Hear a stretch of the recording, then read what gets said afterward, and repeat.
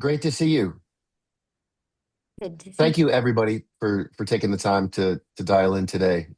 Erica, I know that this is your first time for the most part. Yep. Everybody else in the room has been in the room before. You know me, you know my background. In the top corner, you see Matt Sitter. He's one of my colleagues at AFN and 6 Week. He's actually the founder of this company. And then Betsy on Well, the top right corner, at least on the top of my right corner, she's the one that sent you the invitation yes. to the meeting itself. The idea is that everybody is an aspiring chief, has once upon a time been a chief, or maybe they're a chief now, or once upon a time has been a chief, and now they've moved on to other roles. I know Jordan Mhm. and Libby are in that situation. The chief of staff position means a whole lot of different things to all of us, depending on where we work, the state of the company that we're working for, and usually the directive from our principal or from the organization is to get stuff done and make things better. And you don't really have the authority to do it. So go out there and create your own influence to make this happen. So the intent of the group is to share insight and experience and expertise across our own expertise and just share it with each other. And we all walk out of here a little bit smarter on the topic the topic of the day. The topic Awesome. for today is the supporting versus supported dynamic. And the format, I'll frame the topic using a couple of slides, and then we'll just jump into discussion. I'll use questions to kind of prompt the discussion and pull threads where value shows itself. At about 15 minutes prior to the end of the hour, we'll stop and we'll go around the horn, and everybody is asked to mention one thing that resonated with you from today's conversation. Sound good? Perfect. Okay. So I'm going to share screen. Well, first I'm going to go to that mode,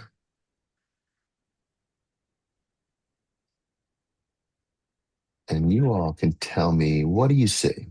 It's your notes version. Notes version. Well, that's not okay. If you click on swap displays at the top after you share, Yeah. it should crisscross for you. Crisscross applesauce. How about that? You have to reshare first. Oh, Still the same thing. still the same Still thing. the same thing. Why does this happen? What do I do wrong? We believe in you, Hold John. on. Bear with me. I'll get it. This is going to be it right here. Got it, right? Nope. Now it's shared. Yeah, Yes? good to go. Yeah. Sweet. Okay. Now move that out of the way. So supported versus supporting, that dynamic that we all have to deal with. I first was introduced to this, learned about this relationship when I was in the military. Some days, some days you're the tip of the spear, executing the mission, and every other unit is out there supporting you or existing to enable the success of your mission. And on other days, you're the supporting element. And your job is to make sure that the team at the tip of the spear is set up for success. And most times that means you have to be willing to subordinate your own priorities. What surprised me was when I left the SEAL teams, how universal that tension is across business, across government, across nonprofits. But in business, roles aren't always nearly as clearly defined. Everybody thinks that their project or their P&L is mission critical. Resources are often shared and overlapping, along with priorities. If not shared, they're even competing with each other, depending on the structure of the company and how the P&Ls are set up. As chiefs, you live right in the middle of this world, and it's a lot of uncertainty. So today is not about discussing any one particular framework, but more about how you all have learned to navigate from both the supported and the supporting perspective while supporting your principal's priorities and the company overall priorities. So we like to talk about, Erica, for your benefit, we frame the role, the chief of staff role, from three personas. The chief network officer has to understand the network that lives behind the org chart and keep the finger on pulses and understand who's who in the zoo and what motivations are and build influence. The master of time, often as the chief of staff, you're not only expected to set the meetings, create the agenda, make sure the invites tough, tight, have the right people in the meeting, but post meeting, you're the one that's usually doing the follow up to make sure that decisions that were made are accounted for and the timelines are set for future action. And then finally, the vision Sherpa it's rarely that as chiefs of staff, we are expected to create the vision, but we're certainly expected to make sure that the vision is in alignment with our principle and the other functions and departments that we have to deal with in our role. When we look at the supporting versus being supported role, I believe it spans all three personas, but lives heavily in the vision Sherpa role, because when we talk about supported versus supporting, it really comes down to how the company is aligned strategically. What are our priorities? So the core tension, supporting versus being supported, we're talking about shared resources, overlapping priorities, oftentimes competing agendas on mission critical projects or products. And then the dilution of authority as a result of that. Oftentimes the decision makers, the executive team, they don't want to make the decision regarding which project is more important, and they give it the "you guys figure it out" leadership mentality. And this is the environment most of you have to operate within. And it all comes down to what you're doing behind the scenes. What everybody sees is coordination and cooperation. The your responsiveness, your department or function's responsiveness, and then the problem solving that goes along with that. What they don't see is usually what's going on behind the scenes. It's like the duck on the pond that looks calm and serene, but under the water, it's mayhem. Behind the scenes, you are trading the influence that you've established across the network to establish trade-offs and to make bargains across leaders. You're managing expectations, you're managing power dynamics, you are ensuring that time and focus is protected at your level, at your principal's level, and organizationally. And then certainly there comes a point where you cannot absorb it yourself and you're going to have to escalate that up. This is the part of the role that it's all about soft skills. It relies heavily on the relationships that you've cultivated, your own self-awareness and empathy and influence, and understanding across the organization who needs what is important to them, what behaviors can you incentivize in pursuit of supporting your principle and supporting the organization. So some things we'll talk about today.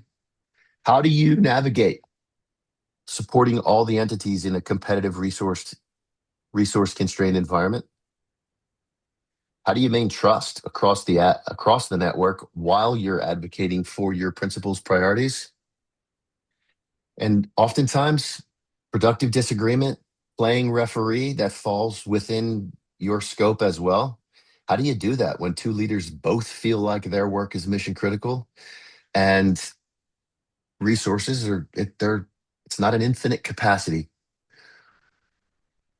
So with that, I'm going to kill the presentation and the screen share, which brings me back to you guys. And why don't we start with when you hear the phrase supported versus being supported, and you work in a matrixed organization, what situation immediately comes to mind from your experience?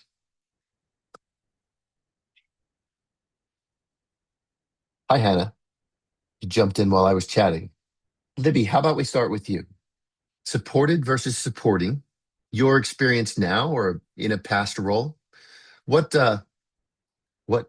what image or what situation or past experience can you share with the group that paint us a picture? The thing that comes to mind for me is kind of an inverted pyramid. So my principal, CEO that I was supporting in the chief of staff role, would often talk about how, people typically think of the org chart and the boxes on top and the boxes below. And he envisioned his role and the role of other leaders as more like being on the bottom, absorbing the stress and the risk of other people, rather than the primary job being like, I'm over you and I'm delegating to you, or I'm telling you what the vision is or what the strategy is going to be. Um, Trying to think of yourself more as the pressure trickles down towards the leaders. And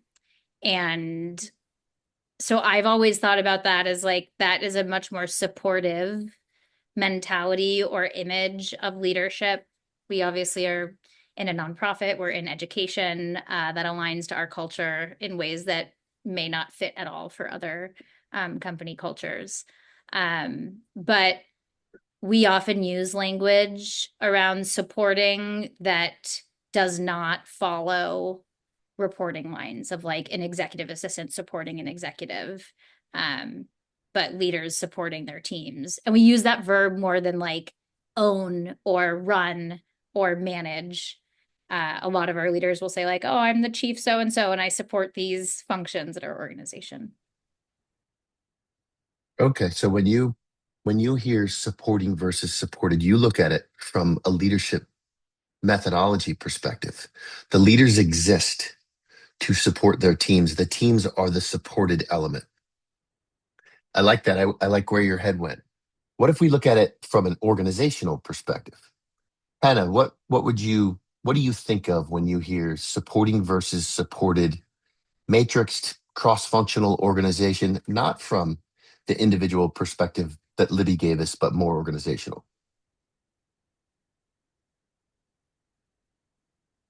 It's I can give you like overall some experiences working at Apple, for example. There's engineering program managers, and we're both supporting and support. They're both supporting, and we're both supporting each other. And so I look at it from understanding roles and responsibilities as much as the foundation is there of you execute on this and I'll execute on the technical side that you can't.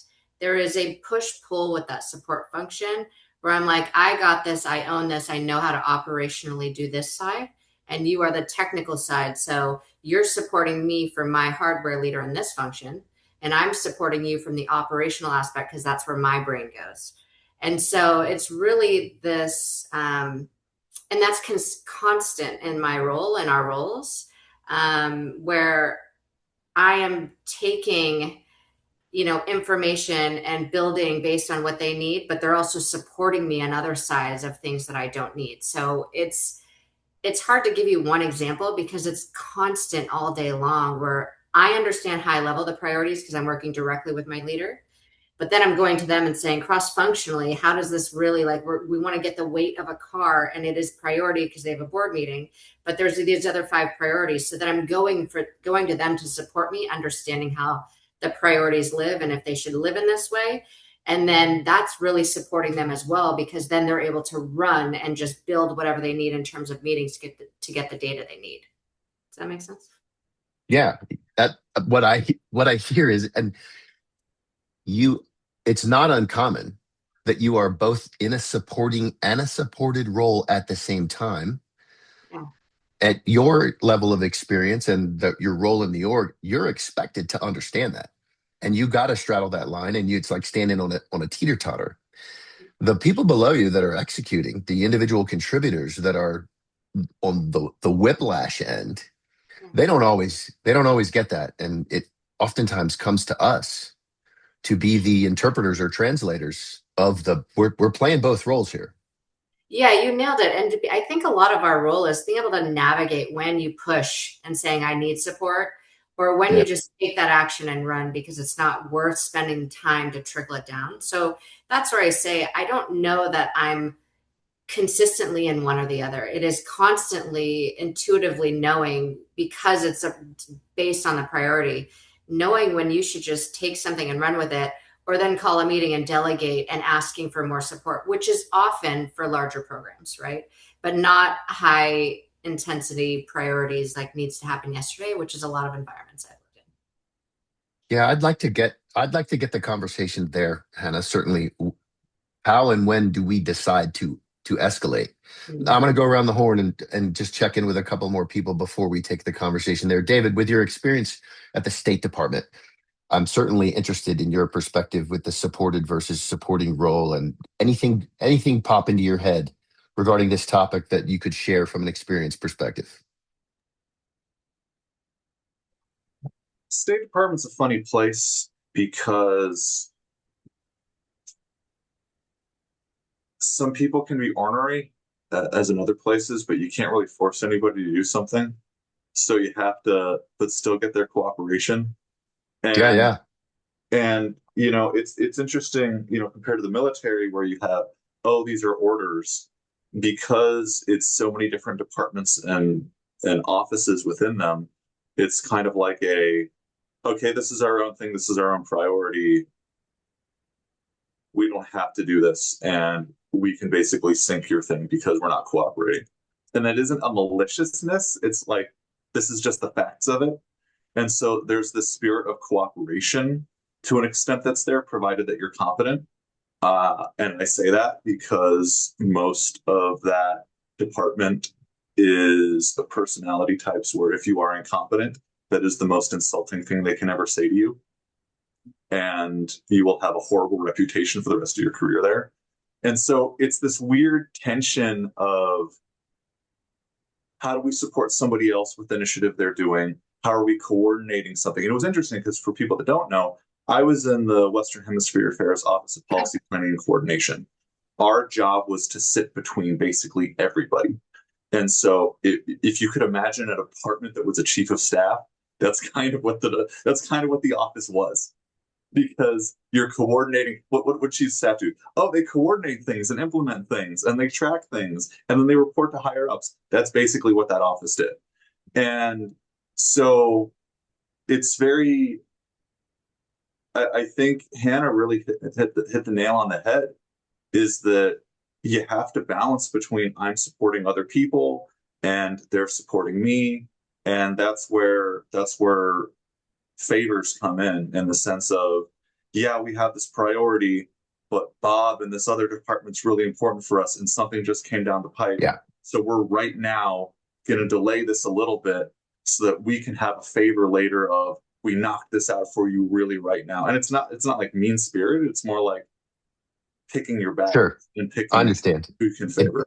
and David, I want to come back to that too, and I'm going to reframe it. I Mhm. want to know from the chief of staff perspective, when two leaders when they both believe that their work is supposed to be the priority, and you have to decide where the resource goes. How do we go about doing that? But again, I want to come back to that. Maybe somebody's pulling rank, and you have to navigate that with influence.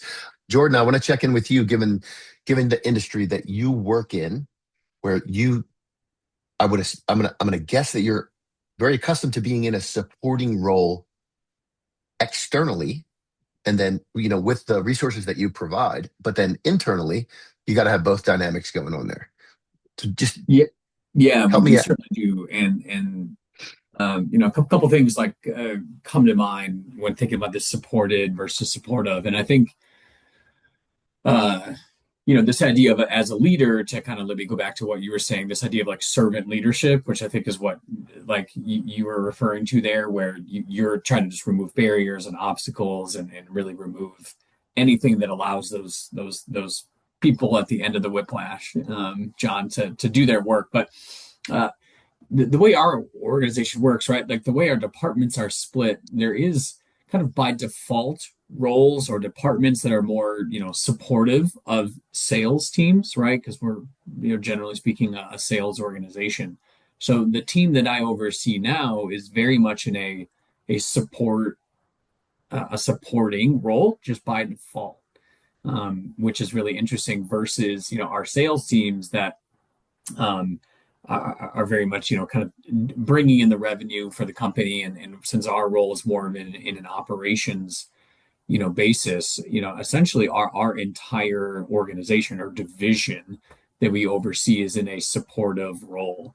Um, and so it's, in my conversations that I'm having with these leaders, the dynamic is very, it's unbalanced, right? For the conversations that we have. And that's like somewhat by design, right? I mean, our department's role in it's, as it's defined, is to support the work that the sales team is doing for the most part. Now we have to ask for favors, right? We have to go and say, hey, this work that we are trying to accomplish requires your support in order to make it go smoother. And what I find myself, doing, John, is really trying to, as I'm sure we all do, having to spin it to those other senior leaders and say, this is why this is going to help you, right? It's the was it the Jerry Maguire, like help me help you, right?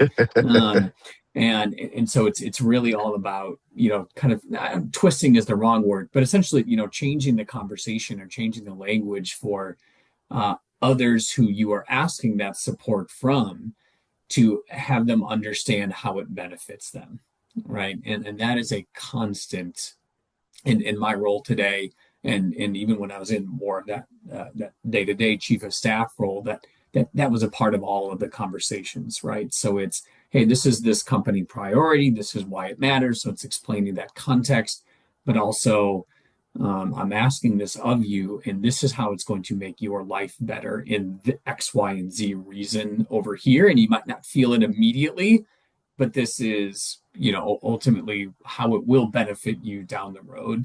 Um, and so I find myself doing that, quite a bit now, and certainly before. So I think it's kind of interesting. And again, depending on the organization itself, there are just, these, swim lanes, if you will, where kind of by default you're in one of those two, roles primarily, and then you switch back and forth. But how you go about navigating that is, for Yeah, me, yeah.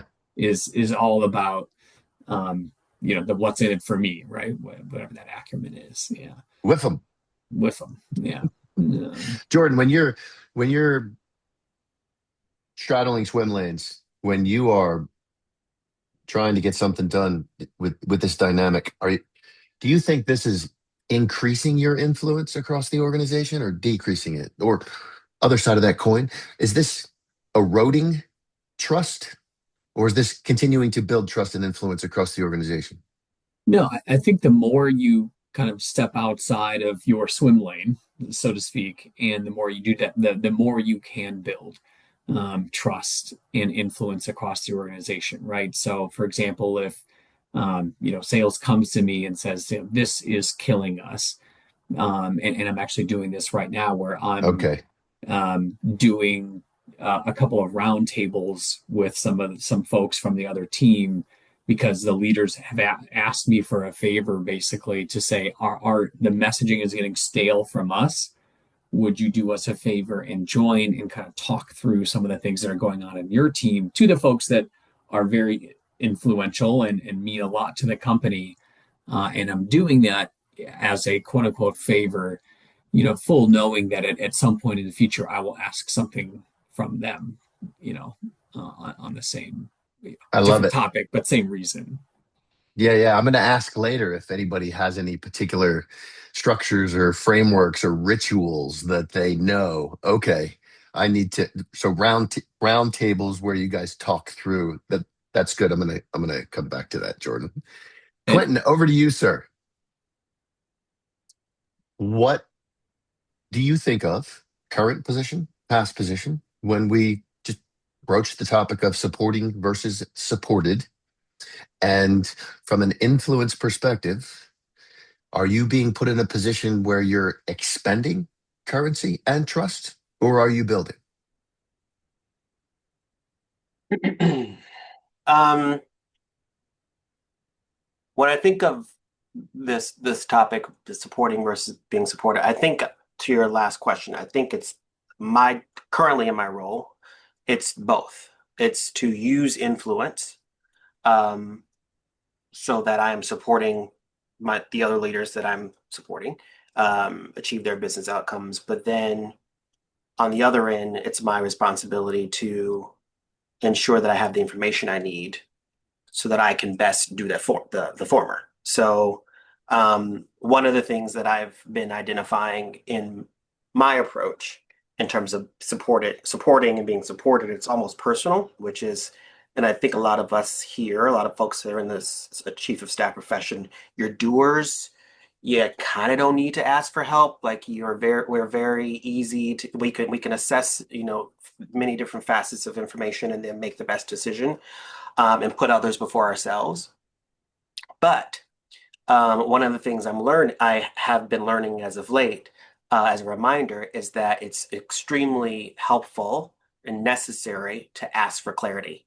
And that can come from the principles that you support, but also modeling that so that the teams that you're overseeing or that you're supporting and achieving their goals feel permission to do the same. So earlier, Hey, when you were talking Quentin, about clarity, and maybe you're getting there. When you say ask for clarity, yeah, specifically clarity around how to priorities? how to receive the support you need to achieve. Okay, gotcha. So when Please Anna was keep talking continue. earlier, I was thinking of what I'm observing in my org is that we have many different business leaders who have their own objectives, but my responsibility is to ensure that the seams are as smooth as possible between the org. I mean, between roles. So it's not as it's imperative for person A to understand that in order to achieve their objectives, what they need from person B, and for for be a clear to be as transparent as possible with what those contingencies are, because I think oftentimes we understand and leaders understand what they need to accomplish their goals, but they don't know how to express that ask, if that makes sense, so that they can actually achieve them. So I don't know if I'm making any sense, but I think oftentimes it's easy for folks to understand their roles and responsibilities and be steadfast in what they need, but they don't understand how that is contingent on other people also getting the same thing. Yeah. Sure, it makes sense to me, Quentin. And I'll tell you where my head went as I was listening to you was, traditionally in most organizations, there are functions and departments that are traditionally in a support role. And then P&Ls, or the money makers of the organization, are traditionally supported. So, like, say, an HR department at a cross-functional company usually supports all of the business departments, business functions, and the support functions. So they're playing, at some point, they're supported, but they're also supporting all these other elements. So clarity of alignment and strategy and priorities is key. Erica, I saw you nodding along to Quentin in agreement. Your perspective on supported versus supporting, and that balancing act where we often have to play in both universes. We have to we have to try to maintain the trust and the influence and the relationships that we've built across the organization, while, like Quentin said, we still have to prioritize our principals' priorities because that's who we're supporting. What do you Yeah. think? I thank you for letting me go later, so I had a little bit of time to like think through. I appreciate that. I would say I am coming from like an aspiring chief of staff, right? So I have spent all my career in like product leadership, and everything you guys have just said is like a direct, like I could have picked it up and put it from like how I view my product role. I think it's as a product leader, I am simultaneously like supporting and being supported by development teams, VP of product, whatever it might be. So I think with that lens on, I think the thing that makes me most effective to like switch back and forth is the relationships that I've built amongst the people that I work with, whether that's those that I'm supporting or those that are supporting me. I think I can much more seamlessly switch between the two and tell the story I need to tell, right? To Jordan's point, like constantly like massaging that story, if I have a really good relationship with those individuals. I know what they're looking for, or I know how to ask for what I want. So I think that for me is like a really critical part in being successful at doing both of those things. Okay, okay. I appreciate your perspective. And with that experience, is there a particular language or framing that you found most effective when you are playing as the bridge? I mean, When you I are do. leveraging the relationships that you referenced? Yeah, I think it really depends on who you are supporting, right? And how well you know them. It's like Okay. if I, like my VP of product, for example, I know like of all the OKRs, they care about X. And so I'm always, when I talk to them, I'm always going to talk about that.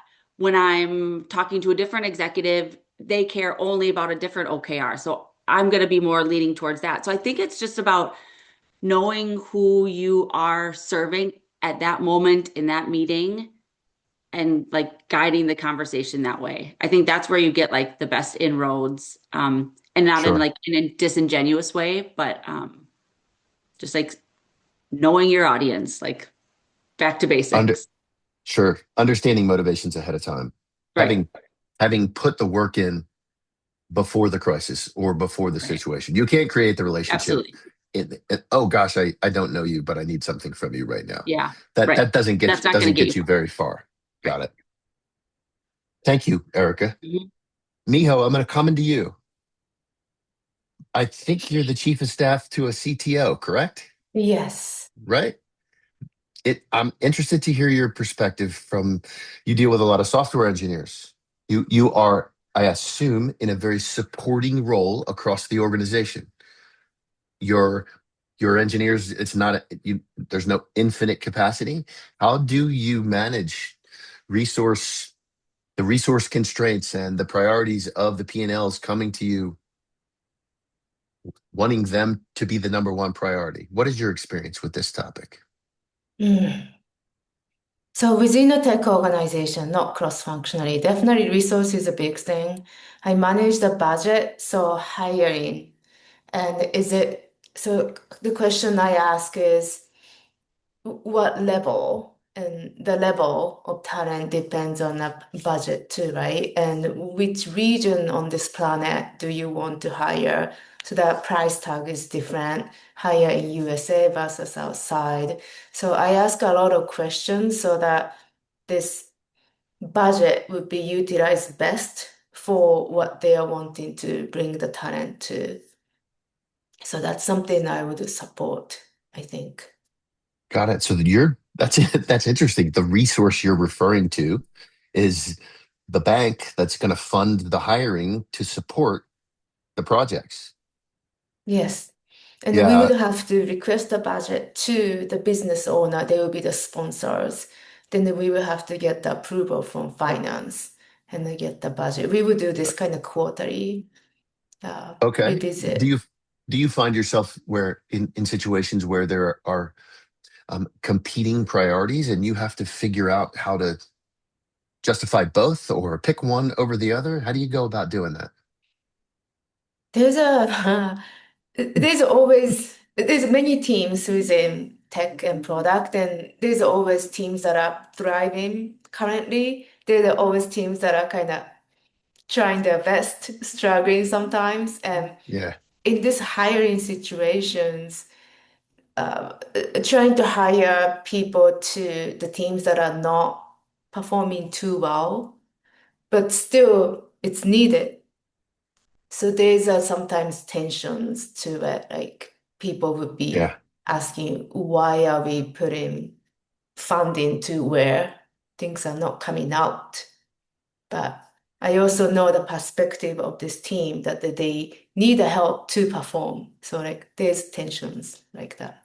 So so you become the negotiator for the team to support them in a way based on the relationship and the understanding that you have? I think I will more of facilitate or uh, Okay. matchmaking potentially, kind of knowing both sides, like provide insight of, I think this is what they're looking for to hear from you, or so you want to highlight. Or I might advise to say, probably we would move that point because that's Okay. gonna muddy the waters and those things I So you might share. so you're really spending currency when you're out there s- advocating for the support to an organization financially and you understand them, you're laying it out there for them. You're taking a risk. You are assuming risk in support of this organization that you have the relationship with. For What sure. happens when it goes wrong? Goes wrong. Or or It what is what happens it when is. Nothing's the personal. okay. No, Decisions been made. un- Business decisions been made. Disagree, but commit. Move on. yeah, yeah. You Okay. It know. ladders up. I get it. Katerina, I want to give you an opportunity to share, but I'm going to make the assumption that because your camera's off, you're not in a position to share today. No, it's great. I can talk. I'm just not web ready. No worries. I'm really interested, given the fact that you're overseas, you're VP in a supporting function. How do you guys see the supported versus supporting? What resonates with you when we talk about this? So first of all, when you show the first slide, when you explain like what actually our task is, like multitasking between two departments, between someone above us and above and below us, that's really hit me because this week has been juggling a lot. So at one point, I just felt that I'm trying to support everybody, but I didn't feel support any other way. But then, after everything happened, then you have that one person from one specific place that reach out to you and have a conversation. Like they're just saying you that they see you and they appreciate your work. So those kind of not motivational speak, but just someone recognize the effort that you're doing is like one part of support from my side. And you also know that operationally we changed our let's say manager. So now we have the person who is um, while supporting my team and me, especially because here we are in Montenegro, in Europe, and they are in US. So that kind of also difference can be affected to the sum of the group. Um, and previously, I didn't feel that I'm supported in a way to, let's say, come up with some decision that will be supported for the upper management. So now, as he took over that position, he's supporting my decision. But again, he needs to be in that kind of, let's say, mail chain, so I can be, how to say that, not taken for granted. Yeah, So yeah. it's still like in between the lines, because I'm just thinking like in 1 year ahead, if he goes to another position, again, I will not be supported as I am right now. So I'm just trying to see, I don't know, to set my position to that way so I can have support not only for me, but for my team without him. So it's kind of sticky position, but I don't know, I'm learning my path through it. Katerina, I like how you mentioned the fact that you didn't you weren't feeling like you were being supported, and then somebody pulls you aside and tells you how much they appreciate what you're doing. As chiefs, it goes a long way when we can flip that script and make sure that we're letting everybody else know how their support is enabling and empowering us to do our job as well. So two sides to that coin for sure. Yeah, and one comment just on that. So I'm always the way that, for example, through the life, whatever I don't feel it's for me, I always try to do for my team. So for Sure. example, the previous I mean, my manager, he didn't have those weekly meetings. He didn't have those monthly recap. But from that, I just learned what I'm missing, and then I just do the same for my team members, so they don't feel missed on that part. So that was something, I don't know. It's the same in psychology. They say that you are even copy your parents or try to do a different than from their behavior. So it's something similar that I'm looking right now. I love it.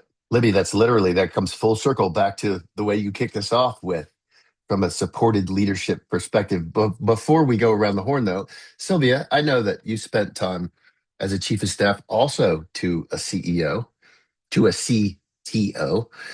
Did your experience with supported versus supporting, did it kind of align with Miho's, or was your roles and responsibilities a little different in that regard? I really think that my role back then was a collection of what everyone has said. Definitely what Miho has said with regards to collaborating closely with the finance team and the HR team, because as we constantly need to do forecasting on a quarterly basis, we need to really make adjustments. As you kind of asked her about what if you make a mistake? Well, mistake happen all the time. So you just need to know to move forward and hopefully try to rectify the problem sooner rather than later. I think what Hannah was saying earlier as well with regards to on a daily basis, we constantly just toggle between supporting role versus being supportive, depending on the meeting, depending on the situation, depending on the projects. We're constantly just toggling between the two roles. Good stuff. Yeah, toggling. We're balancing. It's a balancing act. Before we go around the horn, Matt, your depth of experience across so many different industries, what jumps out at you? One from the conversation or just from the perspective of supporting versus supported? Share some wisdom with us. Sure. So as we were having the conversation, a couple things crystallized for me really strongly, and two of them are kind of like unconnected ideas, but I think it'll make sense to us. So one of them was when we're thinking about the chief of staff role, that this is kind of like a meta supporting role in terms of oftentimes you're supporting the system and you may directly dive in. Like sometimes you were like, hey, I got to make sure that finance is supporting sales appropriately. And so you're actually providing the push for that all to happen. So I thought that was pretty interesting. It's just like you're supporting on an entirely different dimension that's there. And the other thought that I had was around what typically is defined as the supported function versus the supporting ones is who's closest to the tip of the spear on it. Yeah. That's and when I think about the tip of the spear, oftentimes that is the most organizationally valued success metric, right? That's what's being defined as the tip of the spear. If it's like, well, how much we get in revenue is the most important thing, therefore sales is the one that is Yep. supported most. And so as we're thinking about that, thinking about I think it's really interesting for us to look at because this is different in different organizations. Is what's the most valued organizational success metric? Do we understand what that is? And that a lot of times is going to dictate who is the source and who is the target of leverage. If you understand what the end metric that you're trying to deal with is, then that can give good insight into like, all right, what's the supported or supporting there? And what should be the accompanying psychology against that? Because if someone takes if you're supported and you're constantly being a jerk about it, right? Like, and we've all seen this happen in different organizations where people just think they're the star of the show. That is not a recipe for long-term success. You'll have problems that'll ensue based on that. So, as I was just hearing you all talk, those were some of the thoughts that came up for me. Great insight, Matt. Thank you for that. Okay, given the time, let's take a minute or take the last 10 minutes to go around the horn. One thing that resonated from you from the discussion, or a takeaway, or something that you might implement or that might change your behavior in your organization. Hannah, starting with you. Miho, I like what you said, or Miho at the end, where, this is the decision, let's go forward. That's sometimes we're in organizations where, we're just keep syncing with people, pulling together program managers and engineering program managers and going back and trying to figure out the priorities. And at the end of the day, I take the information I have, I go to my leaders and have them help me, even if I never have gotten pushback on this. I get the data that they need, I give them options, and they pick a lane. And when I come back to the people telling what the priorities are, I'm like, we're building for the program, not for your comfort. And saying that in a kinder way. But I like that she said that. That's just new language I've held on to during my interview process of, as I always get this question of how do you prioritize, and that's kind of my line. So thank you for reiterating that, Miho. It really stuck with me. I like it. Thank you, Hannah.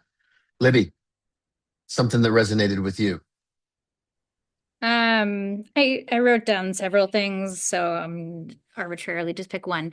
When Hannah was talking, it sort of struck me as she was almost talking about like a division of support labor.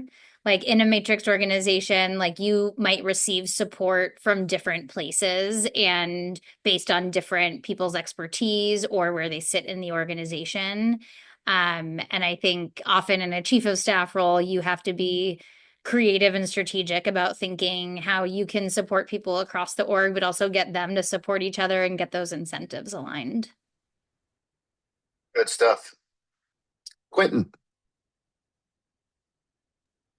Yeah, I think the thing that stuck out most to me, I believe it was when Katarina was speaking, is the need to be explicit about alignment or people's connections to other domains of expertise, because that sort of reinforces good behavior, frankly, and ensuring that you are buying influence and saying, like, I understand your pressures, I understand your problems. Here's how you've contributed and how it helps this other group here, and then vice versa. So I think just validating these conditions of ways of working and cross contingencies. Yeah. It reminds me, that takes me back to what Hannah was saying as well. Like the the role of supporting versus supported can hardly be defined if the company hasn't clearly, explicitly defined. This is what's important to us. This is going to get the majority of our resources, and here's why. And we're accountable for this decision. So go ahead and execute now. Over to you, Erica.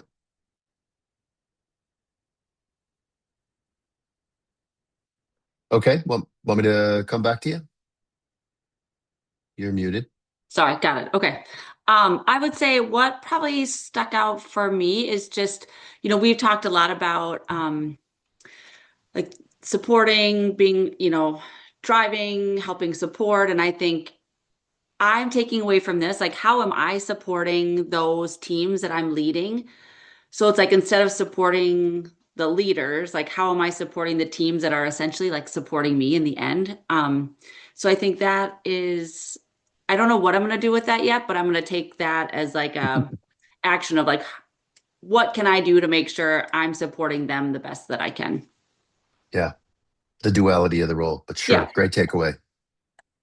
Katarina?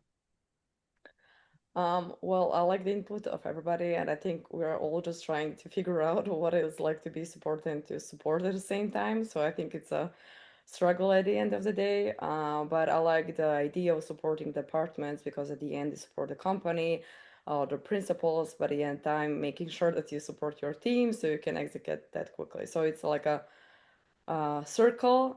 So I think like everybody, when they start talking about one thing, they end up with another thing. So never ending story, but I don't know, with a positive stuff to think about it.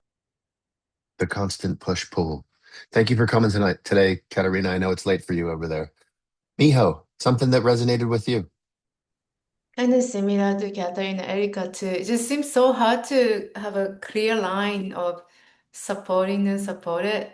And I think who was someone said the more you step outside of your swim lane, the more it builds trust. That sounds beautiful, right? But if it's welcomed, sometimes like maybe they don't want you coming in doing things and the boundaries and you are now overstepping, so I struggle with that line. I think that really speaks to the chief of staff's personal and professional maturity that's required to do this job, and the focus on the soft skills like emotional intelligence and self-awareness and stuff like that. And that has been a resounding theme. David, over to you. What's one thing that has that resonated with you today, please? It was Jordan's, the more you step out of the side of your swim lane, the more it builds trust. And yeah, there's the caveat of, we don't want you to step in our lane. But it's the soft skill twist of that people mentioned, which is, oh, let's say Miho's the chief of staff here. Miho can be our advocate. What does that team think? It can be a great back channel.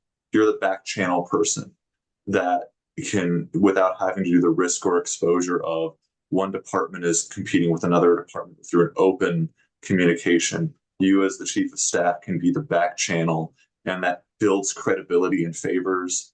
And that, I think, is really where you get the I support somebody else and get them to support me. And I call in the favor of, hey, remember, you trust. And I've had this happen many times. It's just like, hey, remember the last time this thing happened and I told you to trust me and it worked out? Yeah. Okay. Trust me. I need you to trust me again. Yeah, I need you to trust me again. All right. And I Yeah, promise yeah. I'll help you out on this other thing. Okay. I can't tell you how many times that's happened. And I Yeah. think that was a fantastic thing. I agree. Those back channel coordinations, that's often where the heart of the work gets done, with the relationships that we all create across the organization. It's not the formal hierarchy, it's the back channel network. Sylvia.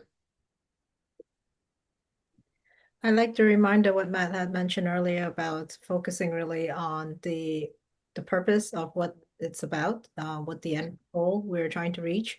And through that, basically trying to collect all the information correctly in order to either present it properly, appropriately to the team, and hopefully making the right decision and move forward. And of course, all that needs to happen with, like you were saying, just the right amount of networking. Yeah. Matt, got anything else to share? Something that resonated with you from the discussion today? Yeah, maybe just one thing, and I think this builds off of what Celia was just talking about, the relationship investment that all of you are making.